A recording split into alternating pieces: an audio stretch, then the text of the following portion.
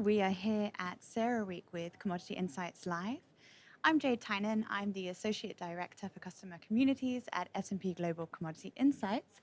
And I have the pleasure today of being joined by Jessica Weis. She's the Program Director at the Women in Energy at the Center for Global Energy Policy at Columbia University. Thank you for being here today. You're welcome. It's a mouthful, so thank you for saying it. Thank you. So our first question today is, with the evolving landscape of DE&I policies under the Trump administration, how do you foresee these changes impacting the advancement of women in the energy sector? Yeah, it's such a good question. I think the advancement of women in energy has been very slow. I've been in this role for 2.5 years and very little has changed in my time. So I don't foresee that much changing.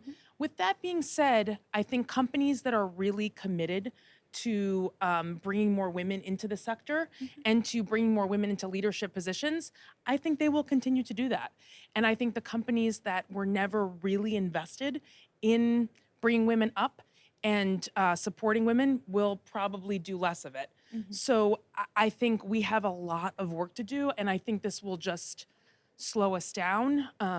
So it's unfortunate, but I'm hoping that there will continue to be some progress in this space. Definitely, me too. Hopefully that slowdown is not too slow. Yeah. But yeah, unfortunately, maybe some slowdown, right? Yep. So moving on to the next question. In your experience, what are the most effective strategies to increase women's representation and leadership in the energy sector? And how can organizations ensure this? Yeah, and so there's a lot that organizations can do and should do. I will mention a couple. One is pay equity. Figure out every year, companies should figure out how much everyone is getting paid and whether it's equitable based on race and gender and based on your position in the organization. So that is something that every organization should do on a yearly basis.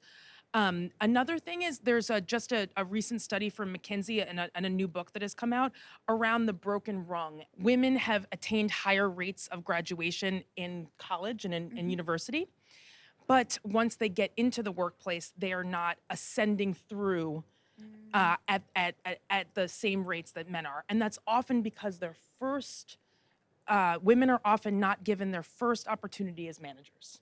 So I think there's a lot organizations can do with early career professionals to make sure that they are given an opportunity to manage very early on in their career, and that will help level the playing field. So pay equity, helping folks manage, and then sponsorship, which I think we'll talk about in a moment, but there's a real shift to sponsorship that I think can be really powerful for women in the energy sector.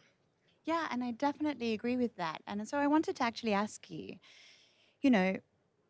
reflecting on your experience and what we're just talking about here today, bringing that from the Women in Energy Initiative as well, what are your views on mentorship versus sponsorship? Yeah, so I think first we should just start with what this is. So a lot of people don't understand. Sponsorship is enhanced mentorship. So you get all the things you get out of a mentor, but you get more. And so what usually your sponsor is someone in a position of power in your organization, and they can not only help give you advice and support, which is what a mentor does, but they can also advocate for you. And it's a real game changer, and there's a lot of data out there that sponsorship can really help women ascend into leadership roles. And as long as there's buy-in from the C-suite, this can be a really powerful tool in creating more equity in leadership. Yeah, and I think I'm agreeing with you, the C-suite, but right through the ranks, right? Yeah. When you're in that room and you're advocating for someone that you think is truly brilliant and can bring something to the table, absolutely advocate for each other. Yeah, it's a game changer. Definitely. So I want to ask you something a little bit personal now. So can you share a success story of a woman in energy who's inspired you? Yeah. So I have this privileged position of talking to amazing women daily.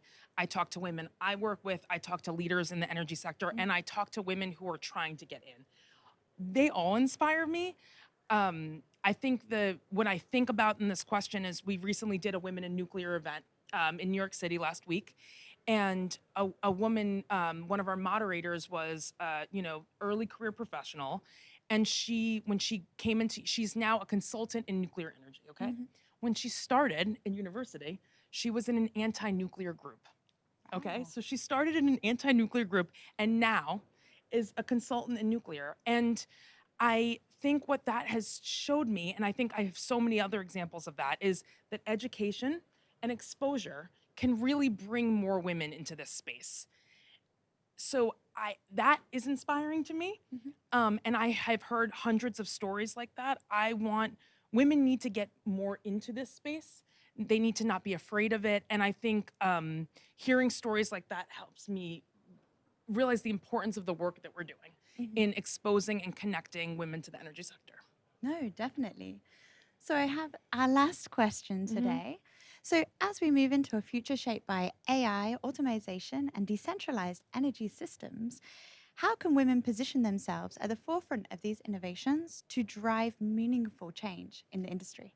Yeah, so I was here at CERAWeek yesterday. It's a big blur, but there was a women in energy breakfast, and a woman came up and she said, "You know, the beauty of AI is that it's new for everybody. Mm. Nobody's been doing AI for 10 years because it hasn't existed for 10 years. So jump in, don't be afraid." And I think that was really helpful advice to the women in the room. There's a lot of folks that are using AI daily almost as an assistant and a support and are really figuring out how to augment their work. I think we can do more of that. And I just want to encourage women to not be afraid of technology Mm. and to jump in because it is new and it is new for everyone. There are no experts. It is a brand new space. And the earlier that women can adopt it, the more likely we are to lead it. No, brilliant. Well, you heard it here. You've got to jump in, you've got to try it, and just try and get to grips with it. So thank you so much, Jessica, for being here You're with us welcome. today. Thank you for having me. Thank you. I hope you have a wonderful Sarah week as it goes on. And thank you for the viewers at home for listening.